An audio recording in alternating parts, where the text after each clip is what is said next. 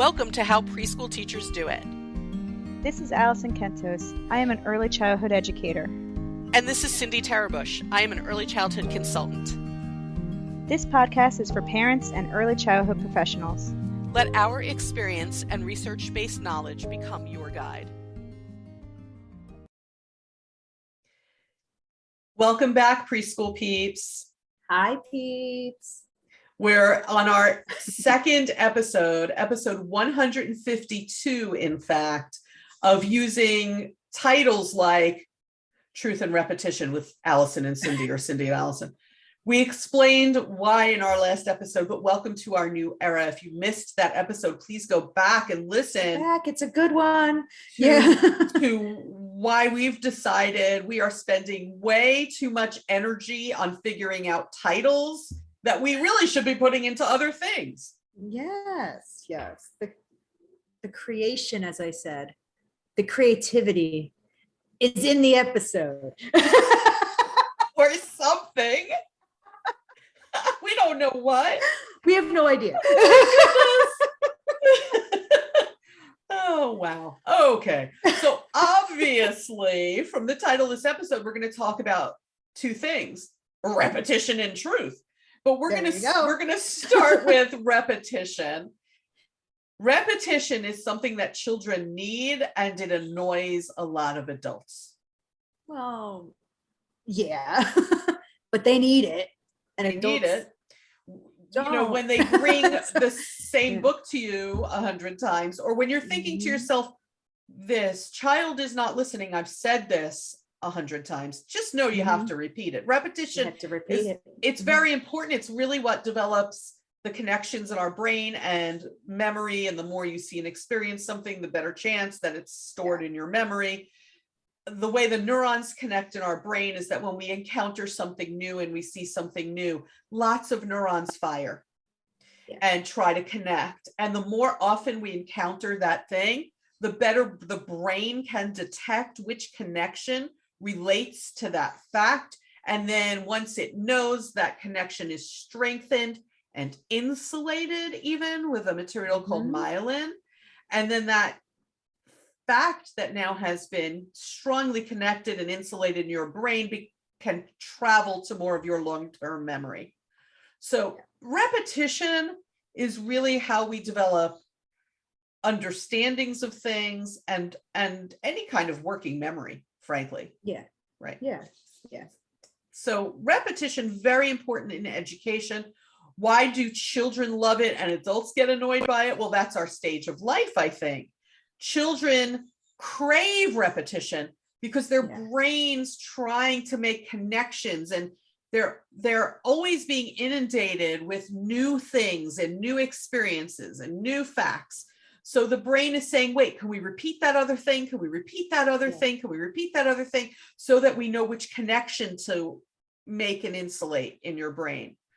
Whereas an adult, we already have a lot of information. We've got a lot of neurological connections in our brains. We've got loads of stuff in our memory. So much for me sometimes that simple things fall out. Like they just fall out of the memory. That's what happens. Yeah. If you don't use it, you lose it. That's the truth of brain development. Use it or lose it. So we already have so much stored in our brain data banks. We know a lot about the world. And so to continue to thrive as an adult, your brain actually needs new information, where the children need repeated information to thrive.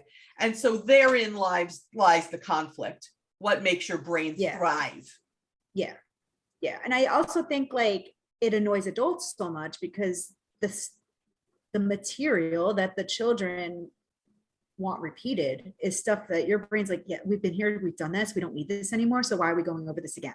You know, like, whereas the kid's like, no, I really need that. And so like it gets like, your brain is like, why are we wasting time on this? Why are we back here? Why are we back here? We did this, so long ago, and it just bores you as an adult, but for the child, like they need that. It's not boring to them. So if you could just get through it, and I do think there are adults that do a lot of repeating too sometimes. Like if you're trying to learn a new skill, especially like athletes that are learning new skills, they need to repeat. So it gets into their muscle memory, a lot of that stuff. Like, so it's like, there are aspects of the adult life that you repeat too, but we probably just don't need as much of it, as much repetition as a child does.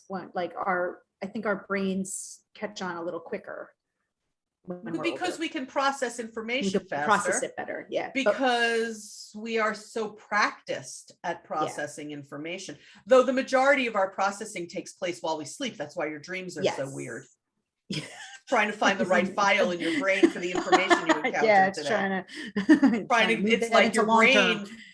When you sleep, your brain is saying, wait, this thing we did today, what is that like? I'm going to put it in the same file or nearby. And when your brain can't figure out exactly where to file it is when you have dreams that have things that happened today, 10 years ago, and maybe might happen in the future. That's your brain saying, where does this go? Where does this go? We don't know. Yeah. Right. Where does then, so when we've been thinking about repetition in this way for a long time as imperative for young children, in order to make the connections in their brain, in order for them to learn a fact, it takes sometimes hundreds of repetition of things for it to be a known fact, that a child can retrieve from their brain and put into use, right? Because not only encountering and understanding something matter, but also being able to pull it from your brain and use it in different situations. That's all part of understanding and knowing something and higher order thinking that children are practicing. And then I came across this article that I shared with Alison, because people now are wondering, are we ever talking about truth? Yes, we are. Yes, we are. I came across an article, and I want to give proper credit to the source of this article, which I will link in our website if I have not already. You may want to check it. Maybe there by the time this episode is on your podcast provider, it might already be on our website. You go to howpreschoolteachersdoit.com to the listener resources, and you'll see a whole list of resources really of things that we use there. and refer to and all that. All right. Because we're not just making things up contrary to popular opinion. So there's a website called Frontiers for Young Minds. It's kids.frontiersin.org. And the name of the article that I happened upon, just sort of happened upon it, was How Repetition Affects What Kids and Adults Believe. And it has 3 authors whose names I hope I don't mess up here. Raunak Pillai, Carrie Sherry, and Lisa Fazio. Thank you very much for your very informative article and information about research. It said some things that made me go, oh, that explains a whole lot. So much. Explains so much. And the subtitle of this article, the article again, is How Repetition Affects What Kids and Adults Believe. There's sort of like a subtitle that says repetition makes people believe something is true. We should just stop recording right here and just let that lie. Think about that just for a few minutes, folks. Because it speaks to the impact of so many things. 24-hour-a-day news that is not neutral. News is never neutral anymore. It's not. So 24-hour-a-day biased news, social media. We know this to be true. The more you see something, the more you think it is true, whether it is or it isn't. And for young children, what I think this does is it tags onto a theory by Albert Bandura, who taught us about the impact of modeling for young children, that children will do what they see, whether it's good or not, positive or negative, great behavior, not great behavior. Children will imitate what they see because modeling is all powerful. People who do things like I have a habit that maybe not such a great habit. They do that habit in front of their children and say, oh, you should never do that. The children are probably going to try that because you've modeled it. Yep. You've modeled it. If we want children to be respectful, we have to model respect. If we want children to be kind, we have to model kindness. Be kind. They're Yes. watching us and they're taking that and they're doing it. Not just us, but also their peers. So if their peers model things that are good, they'll do it. If their peers model things that are more challenging, they'll try that too, because it's been modeled for them. Doesn't matter. And I'd like to add this notion to what Bandura taught, which is modeling is all powerful. They do what they see. And this shows us they believe that what they see many times over through repetition is the truth. It's the truth. And that's a whole, I feel like that's a whole other dimension. Right. Because once you start believing that that's the truth, it's hard to get out of that, even if everybody else is saying, no, that's not true. No, that's not true. No, that's not true. I feel like it's got to be like double the amount of time somebody's saying that's not true, maybe even triple, for you to be like, oh, wait, that's not true. Okay. Because once it's in there as the truth, your brain is like, okay, yeah, that's true. We'll just keep believing that until proven otherwise, and then you're kind of stuck. Yep. You're stuck in the untruth. Think of some of the things that you thought were true in your life, little facts, just little facts. And then someone challenges it and you're like, no, I know that's true. And you look it up on the internet trying to prove you're right and you discover you're wrong. Yeah. That happens to us. Yeah. There's a part of this article that talks about if age makes a difference. They call this illusionary truth, by the way. Am I right? Did I have the right wording? Wait, I could be wrong. Let me look back at I have the article right in front of me, folks. That's why I'm looking down if you're on YouTube. Illusory truth. Not illusionary. Illusory truth. We're just going to call it that thing. The illusory truth. So this effect, and when we're talking about age groups, and I'm going to quote this article again on Frontiers for Young Minds. The main conclusion from the study is that the link between repetition and truth starts early in life, at least by the time we're 5 years old. And they said 5-year-olds who heard a statement twice were more likely to think it was true, as were 10-year-olds. Twice. As were 10-year-olds and adults, all of us. If you hear it twice, you're more apt to think it's true. So then if you hear it a whole bunch of times, or 24 hours a day, if you're watching some of these things, imagine. I mean, that's the part of the article that floored me a little bit, was I'm like, yeah, okay, kids are going to believe what you tell them. They're kids, they don't know. But when it talked about like college age, I'm like, wait, well, they're 20. Like, shouldn't they? Doesn't matter. Haven't we we proved that in the times we're living in, where people are so divided? And the truth is that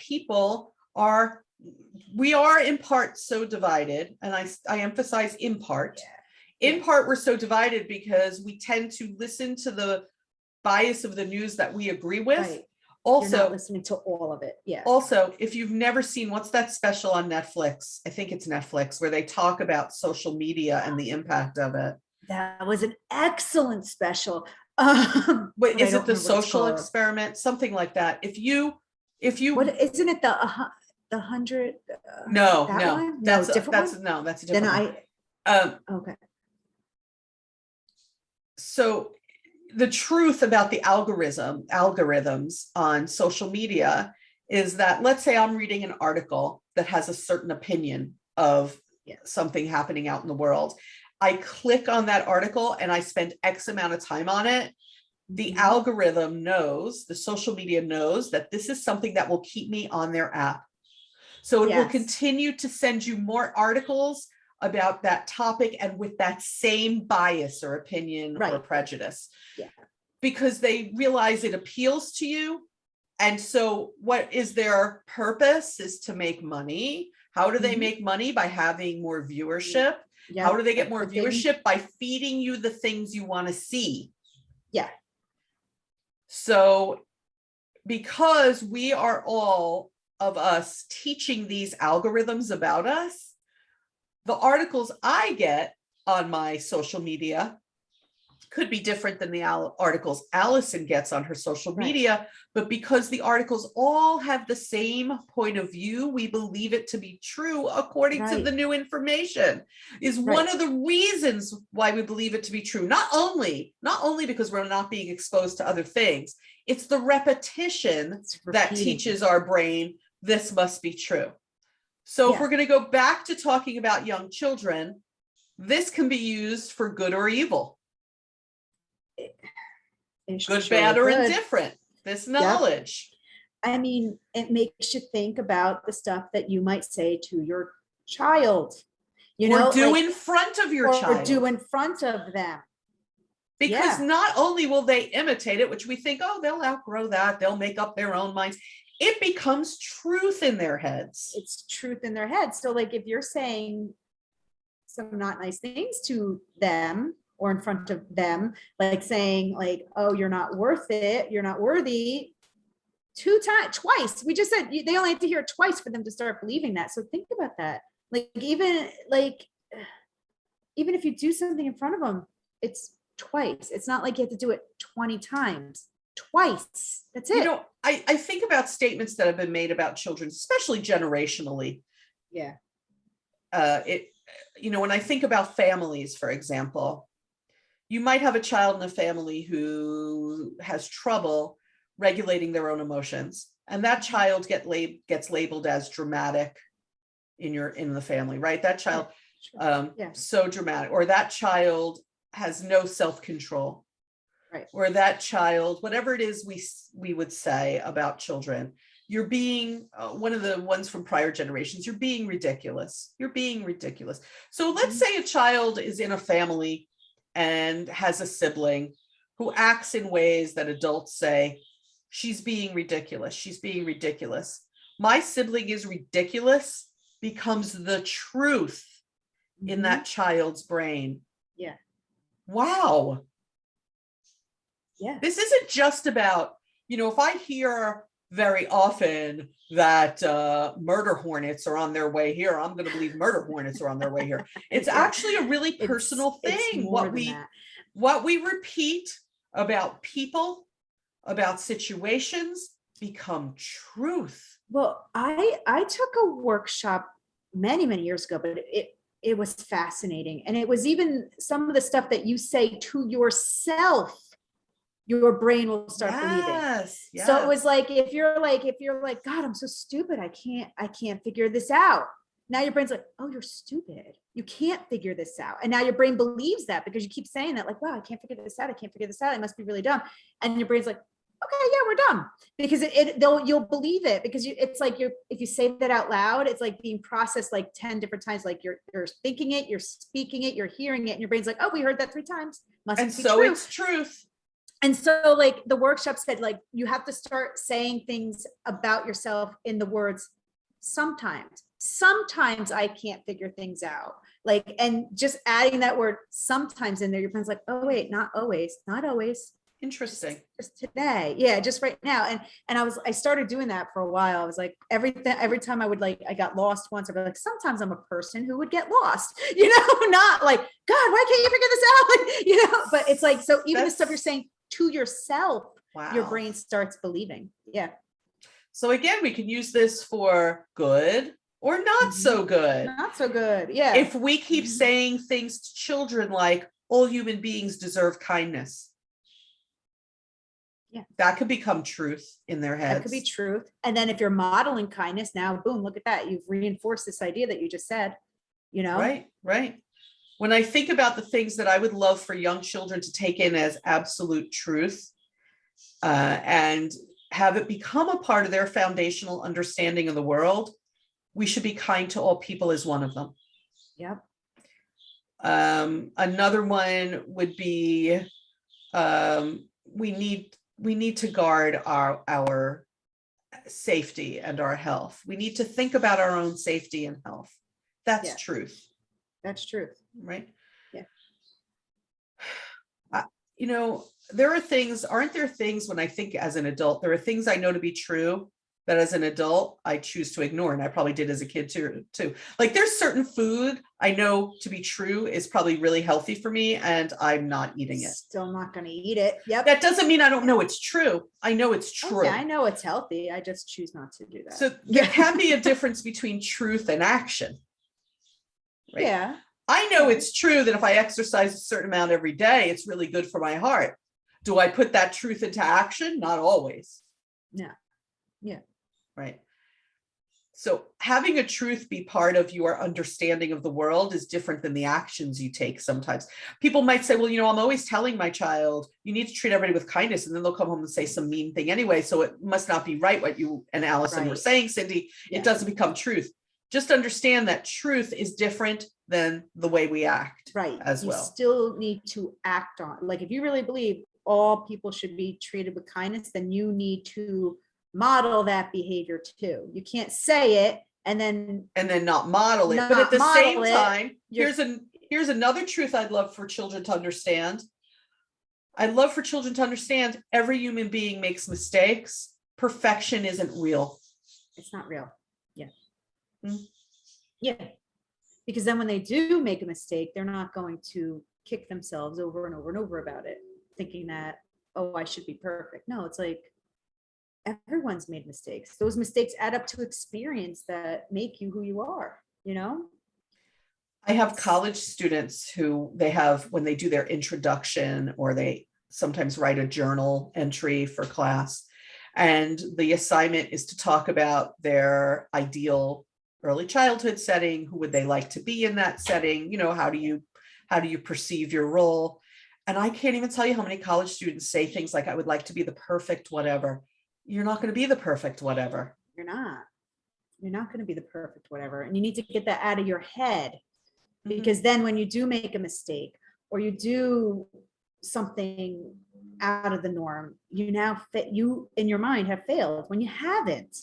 There's so much learning that happens from all these mistakes that you made, so like, and I read something that's like, the perfect teacher is one that's happy.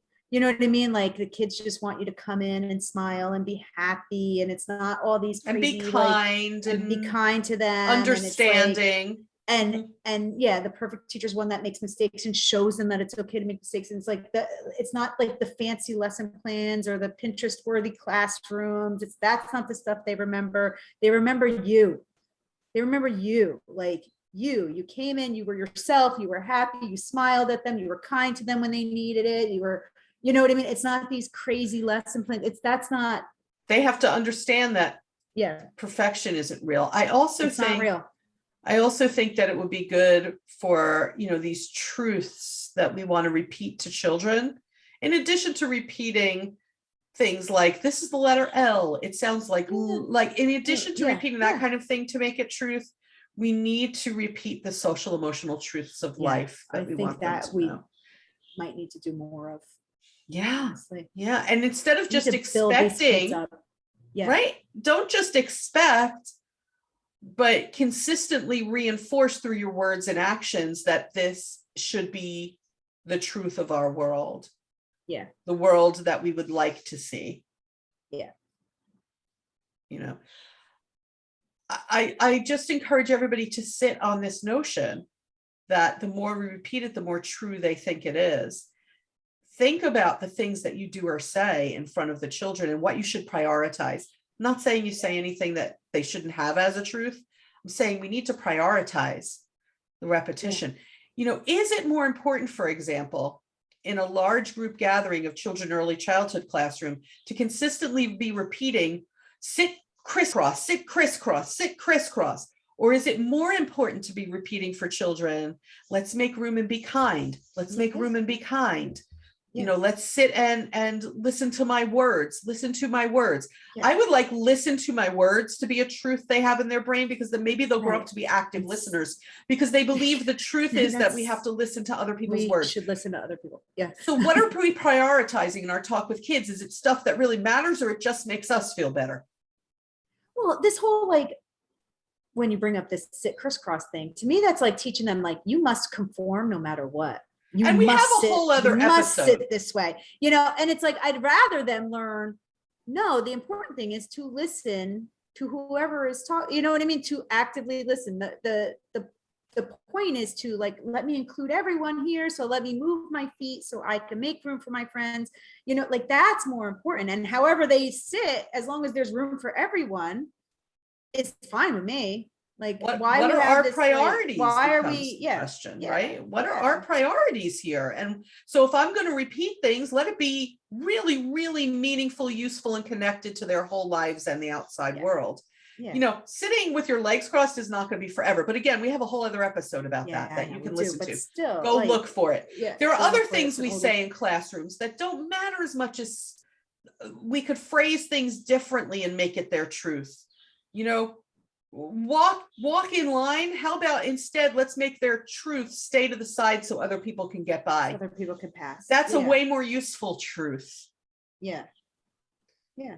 So I encourage you all to think about it, and you're welcome to contact us. howpreschoolteachersdoit.com's contact page or through our Facebook page. And if you give us permission, you just never know if we'll share what you've said in some way or another, whether it's a recommendation for an episode, a feedback 5, you just never know what we're going to do with it. Yeah. Right. Yeah. Okay. Go think about that, everybody. If I repeat something, even just twice, children begin to believe truth. Yeah. So fill their heads with really important truth. Yeah. Yeah. Catch you next time on the podcast. Bye, peeps.